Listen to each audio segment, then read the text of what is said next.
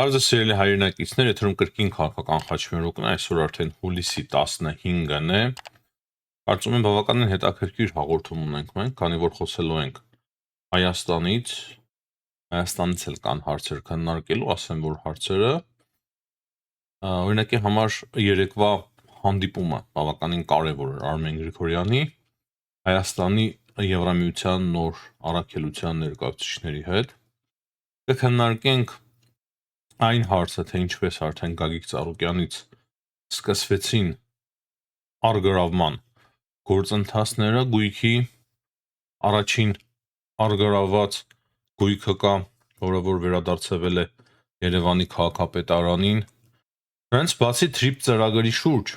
հետաքրքիր տեղեկություններ ունենք։ Փաստացի Միացյալ Նահանգները եւ ամենայն հավանականությամբ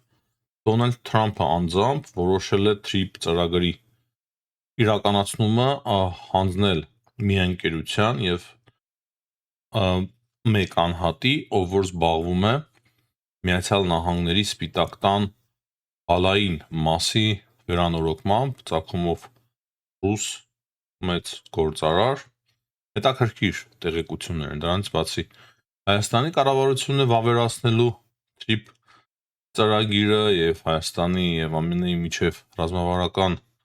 հարաբերությունների փաստաթուղթը, համապարփակ ռազմավարական հարաբերությունների փաստաթուղթը, մի խոսքով Հայաստանից էլ կան կարևոր հարցեր քննարկելու, Բրուսելում էլ հայ քաղբանտարկյալների թեմայով համաժողով է անցկացվելու,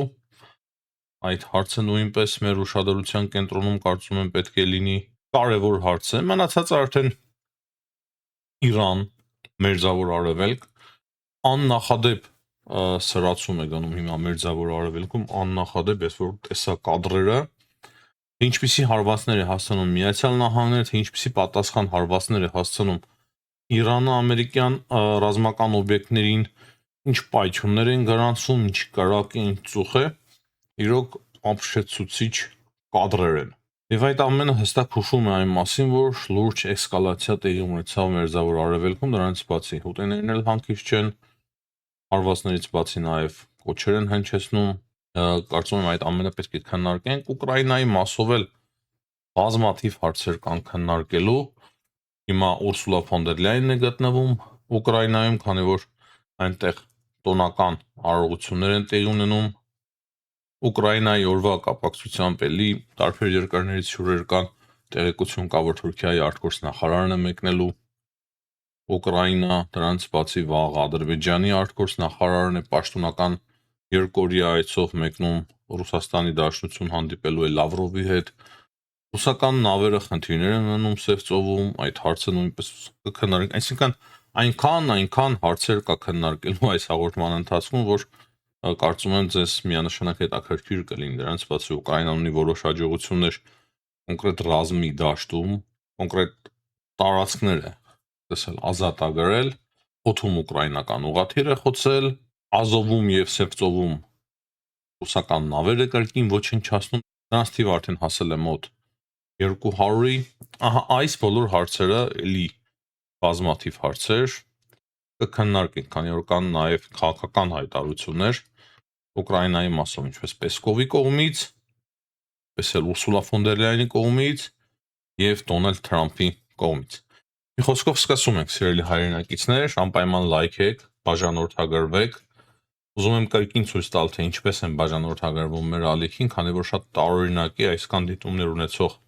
ալիքի համար, այսքան լայքեր, մեծ աջակցություն ձեր կողմից, սիրելի հայրենակիցներ, ունեցող ալիքի համար քիչ բաժանորդագրվողներ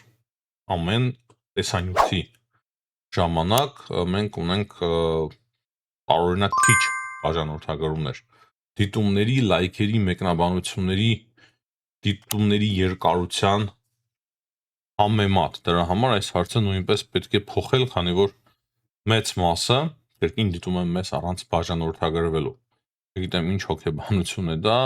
երևի հայի վատ հոգեբանություն, բայց մենք պետք է փոխենք միասին այդ հոգեբանությունը եւ դրա համար կոչ եմ անում ձեզ, սիրելի հայրենակիցներ, անպայման բաժանորդագրվեք, որպեսզի շարունակենք մենք մեր հաղորդումները։ Իմիջիայլոց, քանի որ հաղորդումների շարունակության մասին խոսեցի, Մեծ Բրիտանիայում օրենք են մշակում YouTube-ի մասով, այսպիսի բան եմ լսել, որքանով ճիշտ է, որքանով սխալ չգիտեմ, եւ Մեծ Բրիտանիան ուզում է սահմանափակել տարբեր շատ ալիքների առաջ խաղացումը YouTube-ում, որպեսզի YouTube-յան ալգորիթմները միայն պաշտոնական ալիքները սկսեն լավ ձևով տարածել, BBC եւ այդպես շարունակ։ Եվ դա մեծ խնդիր կարող է ստեղծել շատերի համար։ Դե բնականաբար Մեծ Բրիտանիան մեզ համար այդքան էլ կարևոր չէ, այդքան էլ մեծ լսարան չունենք Մեծ Բրիտանիայում, բայց այդ տենդենսը եթե տեղափոխվի այլ երկրներ, դա արդեն մեծ խնդիր կստեղծի բոլոր ազատ ալիքների համար։ Դրա համար բաժանորդագրվելուց նաև դրեք զանգակը։ Ես ասեմ նաև ինչու։ Երբ որ տարբեր մարդկանց եմ հանդիպում, սա էլ ասեմ ու սկսենք միանգամից մեր հաղորդումը, ուրեմն մարդիկ ասում են, որ լավ տեսանյութեր ես դնում, լավ վերլուծություններ են, բայց ամեն օրվա ռեժիմով ակտիվ չես, մեկ-մեկ ակտիվ ես, մեկ-մեկ ակտիվ չես։ Իսկ դուք ովքեր որ անընդհատ հետևում եք մեզ, տեսնում եք, որ մենք ամեն օրվա ռեժիմով ենք աշխատում։ Դրա համար չափազանց կարևոր է զանգակը դնել։ Մենք հաղորդումները անում ենք, բայց YouTube-յան ալգորիթմները ամեն օր չէ, որ դες ցույց են տալիս մեր հաղորդումները։ Կամ պետք է մտնեք ամեն օրվա ռեժիմով մեր ալիք եւ փնտրեք նոր տեսանյութեր ունենք թե չէ, կամ պետք է զանգակը դնեք, որպեսզի YouTube-ով տեղեկանաք, որ մենք նոր հաղորդում ենք պատրաստել։ Հակառակ պարագայում YouTube-ը մեկ ցույց է տալու մեր հաղորդումները ձեզ, մեկ ցույց չի տալու ալգորիթմները,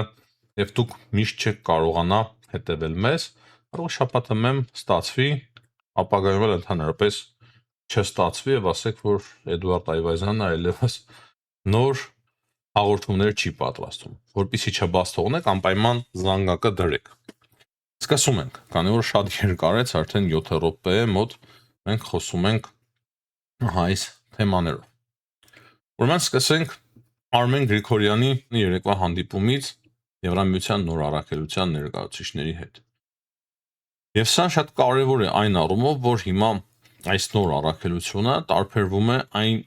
մյուս առաքելության հետ, որը որ ծավալվել է հայ-ադրբեջանական սահմանին։ Այս երկրորդ առաքելությունը ավելի շատ քաղաքական է, բոլորս էլ դա շատ լավ հասկանում ենք, եւ Հայաստանին օգնելու է ամրապնդել իր դիմակայունությունը հիբրիդային դեմ պատերազմների, պայքարների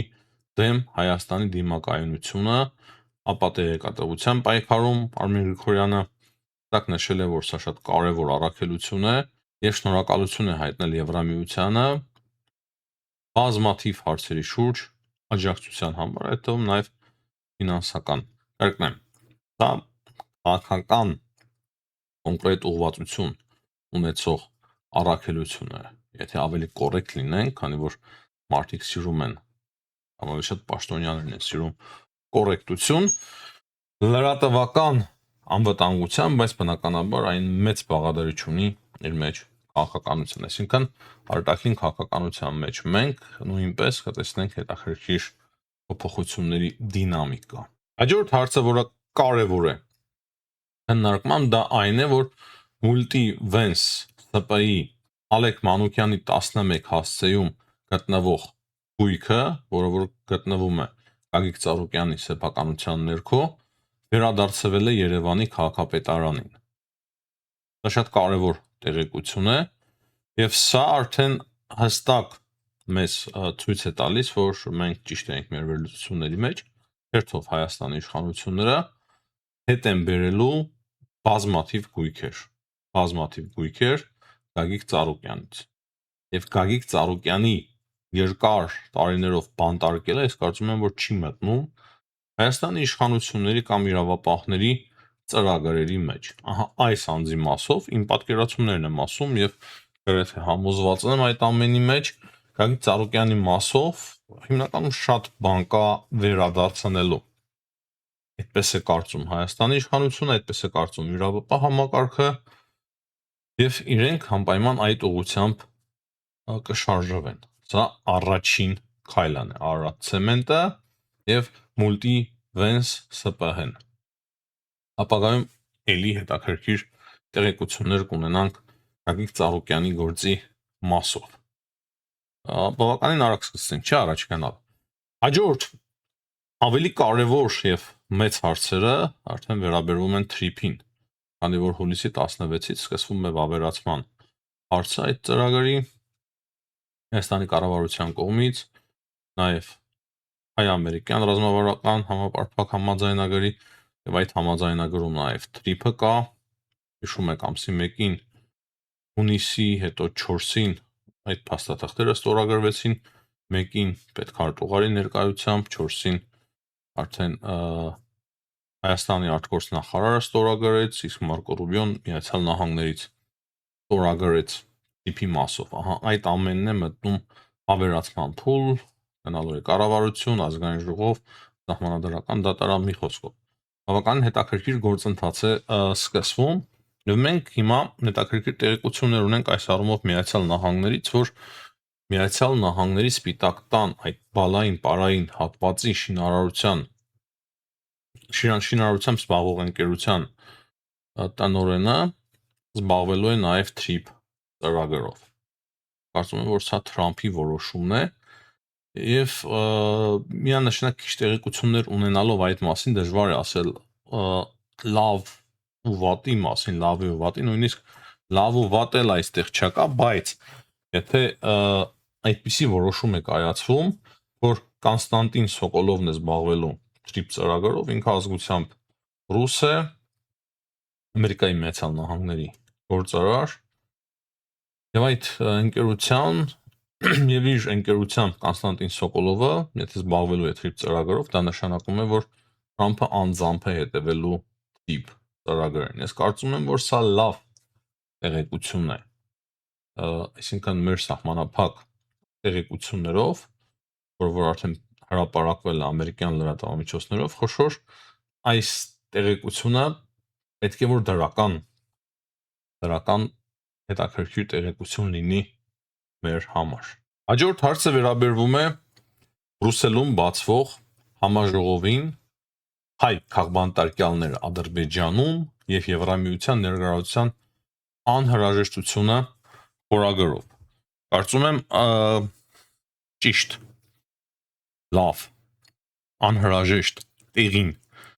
համաժողով է եւ համաժողովի նպատակն է ներկայացնել Ադրբեջանում պահվող հայ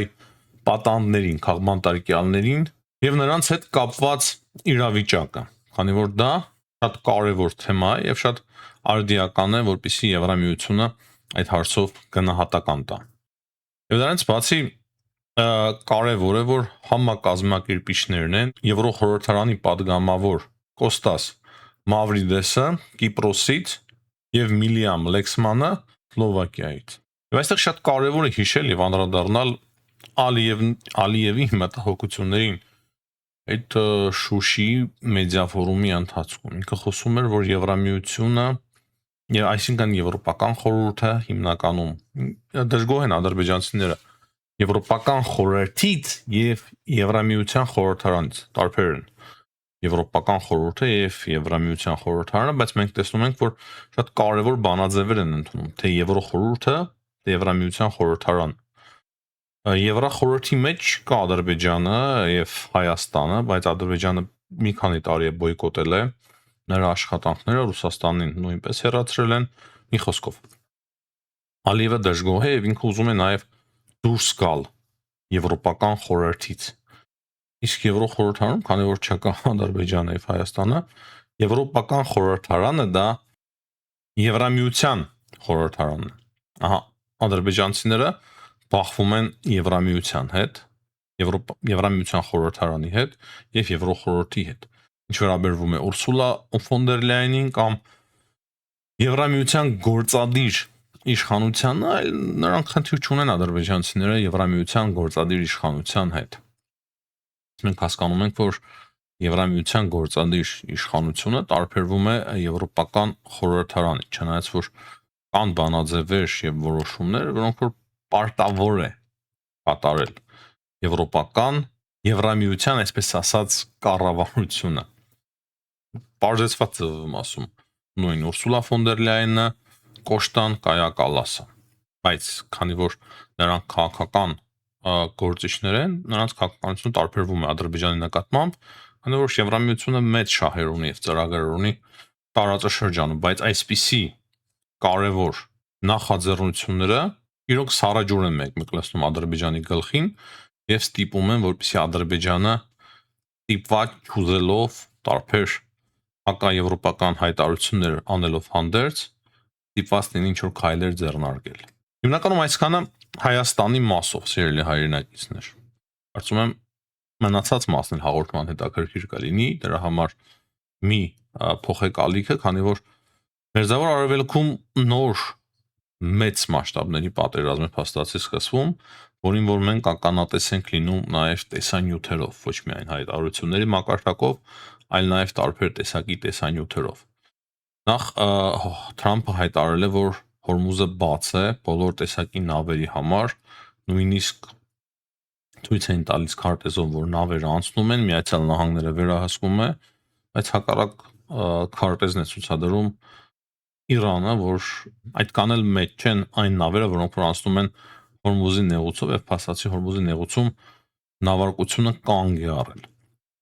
Թե որ կողմն է ավելի ստուն, որն է ճիշտը ասում, դժվար է հասկանալը։ Մենք տեսնում ենք մեծ խոցված նավեր Հորմուզի նեղուցում, կան նաև նավ, օրինակի համար այսօր մի մեծ նավ մեջտեղից կիսվել էր, կիսով չափ խորտակվել էր, այսինքն այնուամենայնիվ Հորմուզի նեղուցով նավարկությունը բախվում է բավականին լուրջ խնդիրների, Միացյալ Նահանգները փորձում են ամեն ինչ անել, որպեսզի ազատ նավարկություն լինի, մասամբ դա ստացվում է իրենց մոտ, մասամբ չի ստացվում, որքան ես հասկանում եմ։ Դրանից բացի Թրամփը հայտարարել է, որ ինքը հիմա որոշել է արդեն 20% մաքսատուրք չվերցնել նավերից, Պարսից ծոցը Հորմուզի նեղուցը հատող նավերից եւ ինքը Պարսից ծոցի երկրների հետ պայմանավորվել է այլ հարցի շուրջ, ասում էին շատերը զանգահարեցին, խնդրեցին եւ հիմա փոխադարձ ինչ որ ծրագրեր են մշակելու տնտեսական եւ այդ երկրները մեծ ներդրումներ են անելու Միացյալ Նահանգներում, ասում է նոր աշխատատեղեր կլինեն։ Մի խոսքով նավարկության 20%-ի դիմաց այդպիսի հարցի շուրջ է պայմանավորվել Թրամփը։ Մեկ-մեկ ինձ թվում է, թե Թրամփը խաղում է։ Վերջերս ինձ թվում է, որ այդպիսի հայտարարություններ Թրամփը պատահական չի անում։ Վերջերս այդ եզրահանգմանն եմ գալիս, որ ինքը խաղում է ուղղակի Իրանի հետ եւ Մերձավոր Արևելքի երկրների հետ։ Իր համար կարևոր չէ թե ինչ են մտածում իր մասին այդ հայտարարությունները, որ անում է, երևի ինքը դրանով ինչ որ նպատակ է հետապնդում ու ինչ որ նպատակների է հասնում։ Հենց բացի Axios-ը տեղեկացնում է, որ նա երեք Նետանյահուի հետ հեռախոսազրույց է ունեցել, էլի որոշ չափով կոշտ հեռախոսազրույց եւ պահանջել է, որ Իսրայելը դուրս բերի իր զորքերը Սիրիայից եւ Լիբանանից։ Ասեմ, որ առաջին անգամ չէ, որ Թրամփը պահանջում է, որպեսզի Լիբանանից Իսրայելը դուրս բերի իր զորքերը։ Բայց ես քրտի համոզված եմ, որ Իրանի հարցը նույնպես քննարկել են, անհնար է, որ Իրանի հարցը չքննարկեն եւ Իսրայելի մասնակցությունը այդ պատերազմում նույնպես քննարկել են։ Ուղղակի տեղեկություններ չունենք մենք հիմա այդ մասին։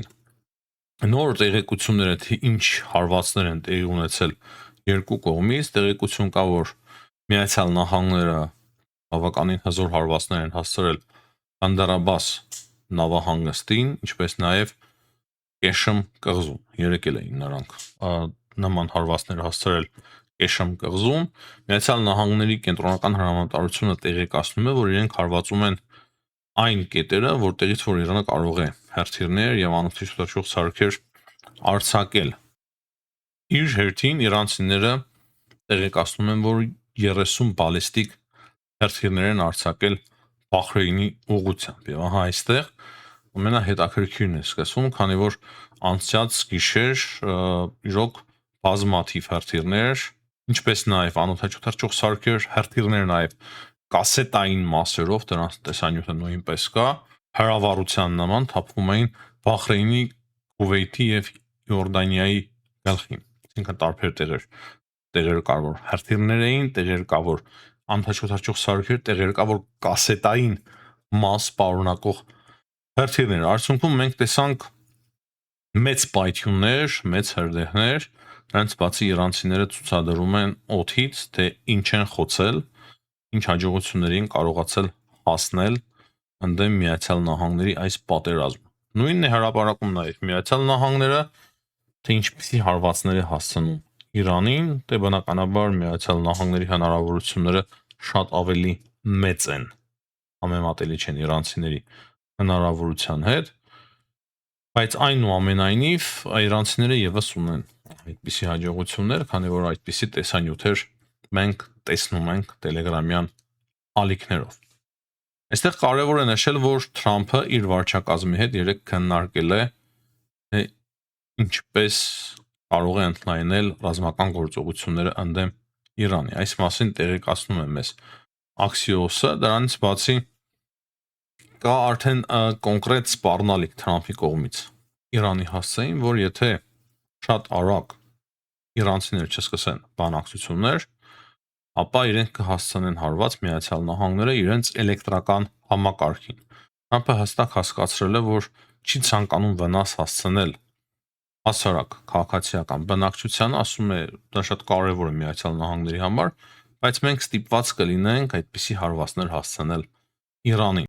Ոչ միայն նաև էլեկտրական հանցերին, այլ նաև կամուրջներին։ Թրամփը սպառնացել է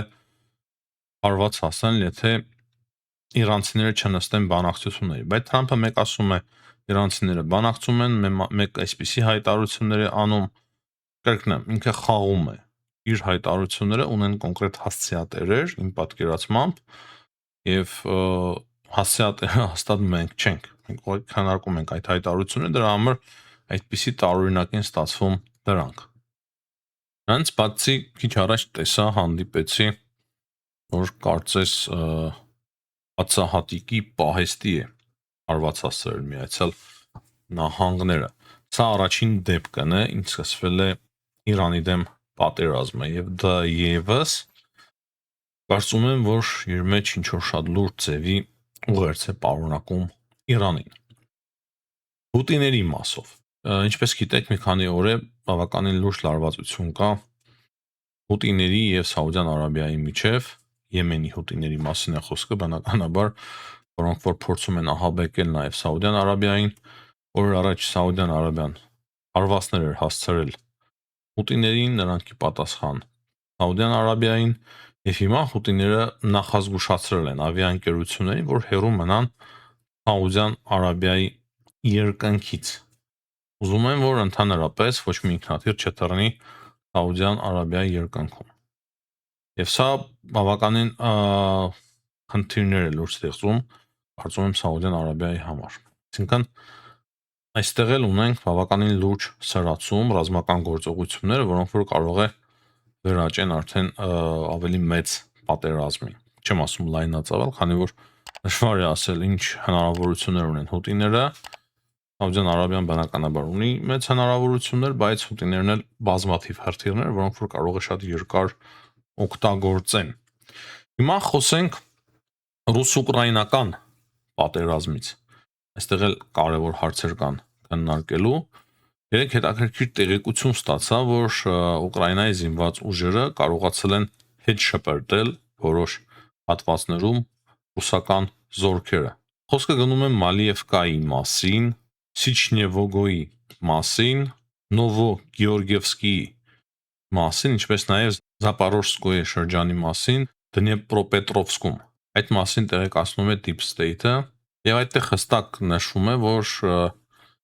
ռուսական զորքերի կողմից վերահսկվող տարածքները ավելի են փոքրանում։ Սա շատ հետաքրքիր տեղեկություն է, կարծում եմ այն համապատասխանում է իրականության, դրանից բացի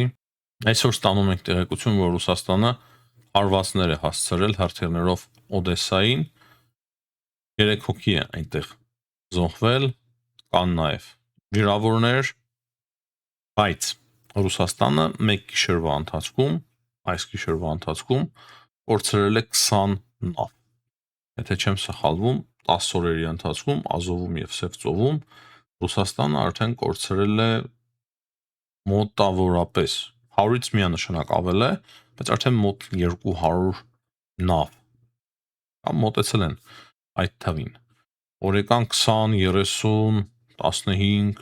35 տարբեր թվեր են արձանագրում ուկրաինացիները դրոնային հարվածներով, եւ դրա համար Լավրովն էր խոսում այն մասին, որ ուկրաինացիների արարքը շատ ավելի վատ է, քան ծովահենների արարքը։ Այսինքն շատ լուրջ ցավ է դա հասցնում Ռուսաստանին, եւ ասեմ, որ դա ունի բավականին լուրջ հետևանքներ։ Հետևանքների մասին կխոսեմ մի փոքր հետո։ Շարունակենք մեր հաղորդումը։ Կա այսօր տեղեկություն, որ ուկրաինական FPV դրոնը կարողացել է հարվածել Բելգորոդսկում Mi-28N ուղղաթիռի, այսինքն դրոներով կարողանում են խոցել նաև ուղղաթիռներ, եւ սա կարող է նոր հետաքրքիր իրողություն ձևավորել նաև ուղղաթիռների եւ ինքնաթիռների ապագայում դեմ պատերազմ։ Դե ինքնաթիռները ավելի շատ բարձր են թռչում, չնայած վերջերս ես որքան հասկանում եմ, այդքան էլ ակտիվ չէ ռուսական ավիացիան, բայց հրթիռների մասով տեսնում ենք, որ դրոներով կարողանում են դրոներով կարողանում են ուղղաթիռներ նույնպես խոցել ռուսական ուղղաթիռներ։ Կարևոր է ու շատ կարևոր է նշել, որ այսօր Ուկրաինան նշում է Ուկրաինայի օրը եւ Ուկրաինայում այսօր գտնվում Ուրսուլա ֆոն դեր Լայենը, ինչպես նաև Ռումինիայի նախագահը եւ Մոլդովայի նախագահ Մայա Սանդուն։ Եվ արդեն իսկ ունենք առաջին հայտարարությունները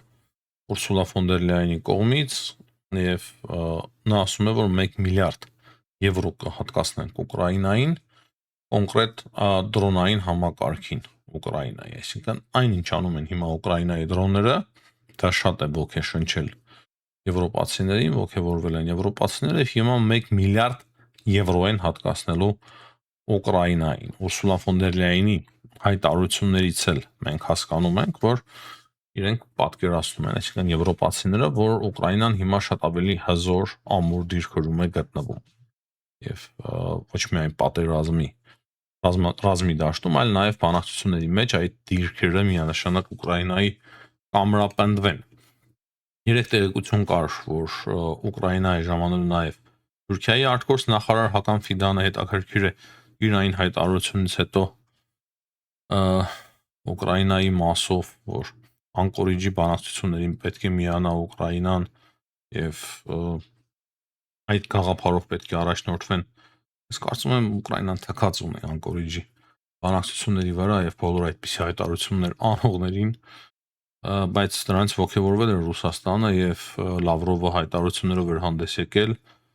Թուրքիայի դերի մասով, որ Թուրքիան ավելի կոշտ հայտարարություններով հանդես գա իր օգուտ իրենց, եւ հիմա տեսնենք թե ինչ է խոսելու Հական Ֆիդանը։ Բայց այստեղ խոսքը գնում է նաև ինչ որ ազատ առևտրի մասին, Ռադան վավերացրել է Թուրքիայի հետ ուկրաինացիները ունենալու են ազատ առևտուր։ Թուրքիան երկակի խաղեր է խաղում, պետք է հասկանանք թե ինչ են ուզում թուրքերը։ Դե մոտավորապես գիտենք, իրենց հոգեբանությանն էլ լավ ենք ծանոթ։ Հետաքրքիր է, որ հաստատի նույն օրերին վաղը Ceyhun Bayramovն է մեկնում Մոսկվա պաշտոնական այցով եւ հուլիսի 16-ից 17-ը նա գտնվելու է Մոսկվայում եւ բանակցություններ ունենալու Լավրովի հետ։ Միանշանակ հետաքրքիր կլինի լսել հայտարարությունները, բայց Ալիևան ընդամենը 2 օր առաջ հետաքրքիր հայտարարություններով հանդես եկավ Ռուսաստանի հասցեին, Ռուսաստանի հաստատի նախագահին էր դա նաեւ վերաբերվում եւ Ուկրաինայի դեմ պատերազմին, ասելով, որ ուկրաինացիները չպետք է համաձայնվեն տարածքների գրավման հետ եւ ամեն ինչ պետք է անեն, որպեսզի օկուպացված տարածքները հետ բերեն եւ ուղերձ էր հաղում փաստացի Ռուսաստանին, որ դադարեցնի այդ պատերազմը եւ տարածքները գրավված հետ տա։ Հետո տեսանք մենք Պեսկովի հայտարարությունը, չեմ ուզում անընդհատ կրկնվել, բայց վերլուծությունները ունեն շատ կարեւոր հետաքրքիր շղթա եւ եթե մենք այդ շղթան չկարողանանք ցույց տալ, ապա մեր աշխատանքը անիմաստ կլինի։ Դրա համար ես խոսում եմ անընդհատ դրա մասին։ Պեսկովի հայտարարությունը այն մասին էր, որ իրենց հակասությունը հիմնական Ադրբեջանի հետ դա Ուկրաինան է եւ իրենք աշխատում են, որպեսզի հասկացնեն ադրբեջանական կողմին, որ ադրբեջանական կողմը իրենց դիրքորոշումը ընդունի։ Եվ հիմա տեսնում ենք Ceyhun Bayramovի պաշտոնական այցը Ռուսաստան եւ հետաքրքիր կլինի լսել հայտարարություններ։ Կարևոր է նաև նշել, որ ադրբեջանցիները բավականին լուրջ խնդիրների են բախվում, ծովում։ Մեկ ուկրաինական հարվածների պատճառով, մեկ ռուսական, նավերի հետ խնդիրներ կան։ Այսօր էլ տեղեկացանք, որ Օդեսայի ափերի մոտ հարվածել են ադրբեջանական նավի, տեսնենք, հետաքրքիր է լսել, թե ինչ բանակցություններ կլինեն այդ մասով։ Գիտենք, որ Ռուսաստանը նաև հարված էր հասցրել Սոկար ընկերությանը Ուկրաինայում։ Այսօր հետաքրքիր հայտարարությամբ է հանդես եկել Պեսկովը։ Ոստացա չի քաղաքական մասին էլ անդրադառնալ, թե իրականում ինչ ազդեցություն ունի Ուկրաինայի հզորացումը ռազմաճակատի վրա եւ քաղաքական ձևով ինչպես կանդրադառնա դա